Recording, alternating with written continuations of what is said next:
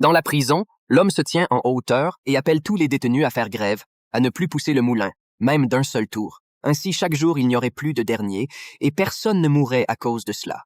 En entendant son appel, tous les détenus expriment leur accord. Entendant les autres se rallier à sa cause, l'homme se détend enfin. Il mange tranquillement des encas, ignorant les instructions du système. Alors que la journée touche à sa fin, il reste satisfait de lui-même. Cependant, à 5 minutes de la fin, le système émet soudainement un ultimatum. L'homme panique et tente de convaincre ses camarades d'arrêter de pousser le moulin, mais les voix d'opposition se font de plus en plus fortes. Tout le monde commence à pousser les moulins.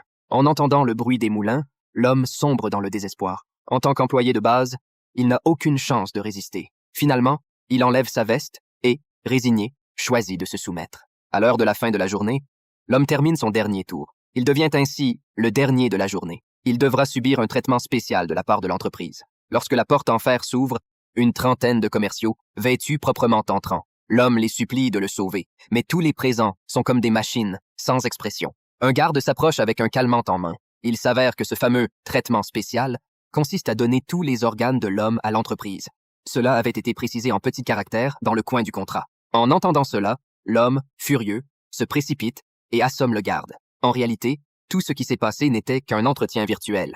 L'entreprise sélectionne ses talents à travers des expériences de vagues cérébrales. L'homme, ayant osé briser les règles et possédant un excellent pouvoir de mobilisation, a même su garder une bonne conscience malgré la pression. Par conséquent, l'entreprise décide de l'embaucher exceptionnellement et de le promouvoir au poste de manager. Il a désormais son propre bureau et n'a qu'à regarder des vidéos chaque jour. Mais pour cet employé, cela ressemble beaucoup à pousser le moulin, sauf que cette fois, il est enfermé dans une cage encore plus petite.